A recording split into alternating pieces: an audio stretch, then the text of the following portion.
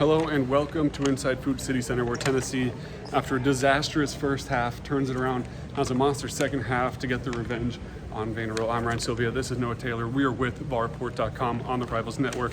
The story of the game to me is Zakai Ziegler, after 0 points, 4 assists in the first half, finishes the game with 22 points and 8 assists. So a 22-point second half for Zakai Ziegler. In his legacy, as the kind of his career winds down here in Knoxville, was that not just a fitting performance for Zakai Ziegler to go out and dominate a game like that against an in-state rival and really turn things around for the Vols? Yeah, I think so. I mean, you said it there, fitting for what he's been able to do.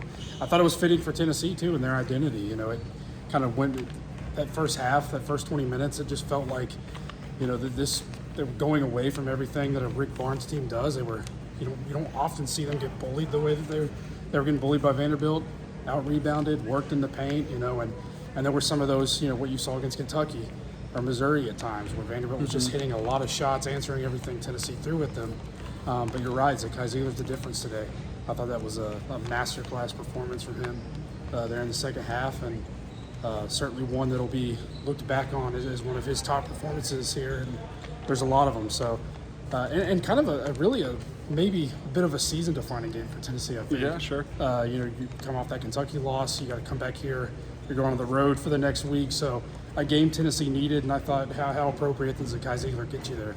And Zakai, I think these are the type of games that really cement him as one of the greatest Tennessee players of all time, and he's not going to, you know, take over a game in the way Don Knecht would last year, or Chris Lofton would, or Allen Houston would, and he's not going to have the accolades that like Bernie would or Dale Ellis would, but he's firmly cementing himself as one of these great Tennessee players throughout this program's history, and it's showings like this where just kind of it's like a he will not be denied type of thing, and that was kind of something that Rick Barnes talked about. Like, he went into halftime and he was talking to Zakai and the team, and he kind of put it like, who's the team getting respect right now and who's the team getting disrespected right now. And I think that Zakai specifically, but really the whole team, kind of took that type of message personally, and you saw instantly right out of the gates here in the second half how different they were. And that difference, though, I think you can look at it in two different ways. So to you, are you seeing what they were able to accomplish in that second half and kind of choosing joy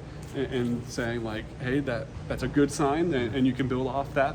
Or is that concerning to you that you kind of have to be in that position in the first place, and that this team can look so good in second halves like that? They can look so good on the road against Oklahoma or here against Missouri recently. But on the flip side of things, they can look like they did in Nashville, and they can look like they did both times playing Kentucky and at Florida in all these games where they kind of slip up and things look really bad. Yeah, I think it's a little bit of both. I think you do have to be a little bit concerned at the fact that, you know, here we are in mid-February. You know, you got 6 games left after today, and you're still having those struggles, you know, early in the game. I think it was huge that this game was at home for Tennessee. I think it was a really good sold-out crowd. That helped a lot with them being able to come from behind that deficit, which, you know, they trailed a lot in that Vandy game in Nashville. Were able to kind of fight back and really have a chance at the buzzer in that one as well. But yeah, I mean, I think it is a little bit concerning that you're seeing, you know, kind of those same struggles. You're seeing some costly turnovers. You're seeing teams being able to hit shots. And I know sometimes teams just hit shots, and that is just the way it is. But, you know, I think that is a concern. But I think you can also be cautiously optimistic that this is the toughest league in the country. Rick Barnes talked about it last week. He talked about it back there today. Just he doesn't know if he's ever seen. And this is a guy that's coaching the Big East and the ACC. He doesn't know if there's ever been a better league than what the SEC is in 2025. So I think that's part of it, too. You can look at it and say it's the best, and here we are sitting at, you know, again, almost March now.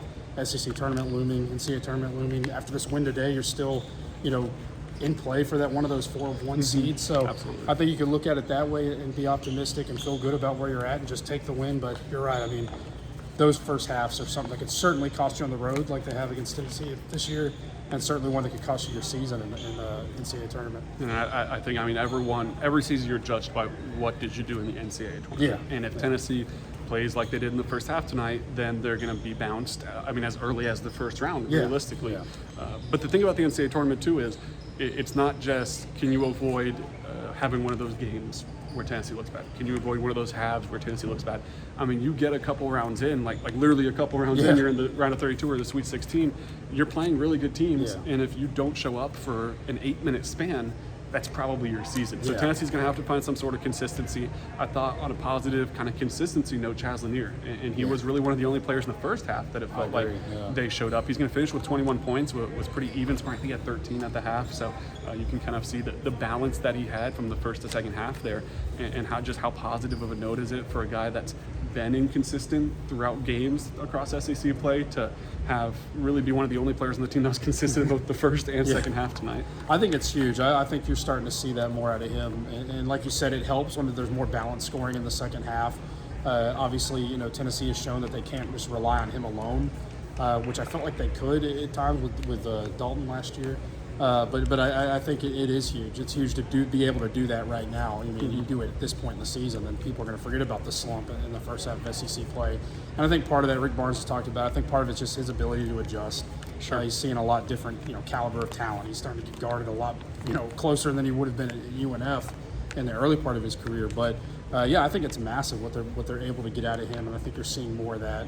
And certainly it'll help, if you're able to get what Igor's been giving you, these last couple of weeks as well, and what Zakai did in that second half. Again, it comes back to trying to put that together for a full 40 minutes for Tennessee, of course, because like you just mentioned, it could cost you your season if you don't going forward. But, I think it's massive what he's been able to do for Tennessee here, and it seems like he's really starting to get comfortable at this level.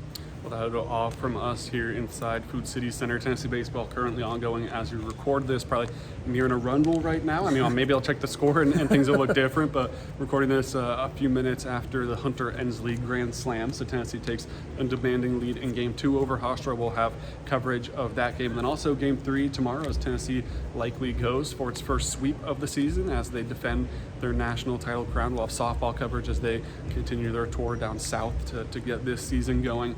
Football coverage, it's almost spring camp time, which is crazy, but we'll have stuff on the actual team that's in Knoxville right now, and then also on the recruiting landscape side. So really everything Tennessee athletics, we have you covered at VolReport.com. Links to everything you need is in the description. Thank you for watching.